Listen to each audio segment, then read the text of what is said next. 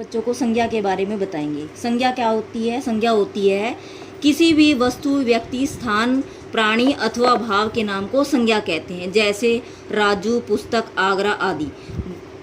संज्ञा वो शब्द होते हैं जिनसे हमें किसी चीज़ के बारे में पता चलता है। जैसे मेरा नाम राम है, तो उसका नाम क्या है? राम। यानी राम किस चीज़ का प्रतीक है? संज्ञा का। उसमें कौन सा शब्द संज्ञा है? राम।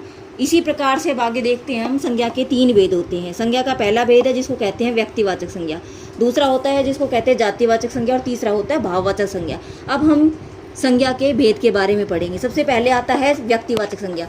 व्यक्तिवाचक संज्ञा वो होती है जो शब्द हमें किसी वस्तु, व्यक्ति, स्थान का बोध कराते हैं, जो किसी स्पेशल, विशेष रूप से किसी वस्तु, व्यक्ति, स्थान या वस्तु का बोध कराते हैं, उन्हें व्यक्तिवाचक संज्ञा कहते हैं।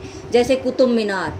कुतुब मीनार कहाँ पे है? कुतुब मीनार दिल्ली में, वो एक बहुत ही ऊंची इमारत है। जैसे रामायण एक हमारा बहुत ही बड़ा महाकाव्य है, जिसे पवित्र ग्रंथ के रूप में कहा जाता है। गुलाब किस चीज़ का प्रतीक है? फूलों के लिए, क्योंकि गुलाब एक फूल है। उसके बाद आता है जातिवाचक संज्ञा। जो शब्द किसी व्यक्ति, वस्तु या स्थान की पूरी जाति का बोध कराते हैं, उन्हें जातिवाचक संज्ञा कहते हैं। जैसे डॉक्टर एक अकेला शब्द नहीं है। डॉक्टर को कौम को प्रदर्शित करता है। जैसे पुस्तक एक अकेली नहीं होती, पुस्तकों का समूह होता है। उसमें पुस्तकें विभिन्न प्रकार की हो सकती है। कुर्सी एक अकेले के लिए नहीं होती। कुर्सी हम कई चीज़ों के लिए इस्तेमाल कर सकते हैं। भाई कई चीज़ें कुर्सी के साथ बहुत सारी चीज़ें जुड़ी हुई होती है। उसके बाद आती है भाववाचक संज्ञा। जो संज्ञा किसी शब्द या वस्तु के गुण, दोष या भाव या अवस्था का ज्ञान कराते हैं, उन्हें भाववाचक संज्ञा कहते हैं। जैसे बुढ़ापा, मित्रता, ऊंचाई, ईमानदारी, मिठास आदि।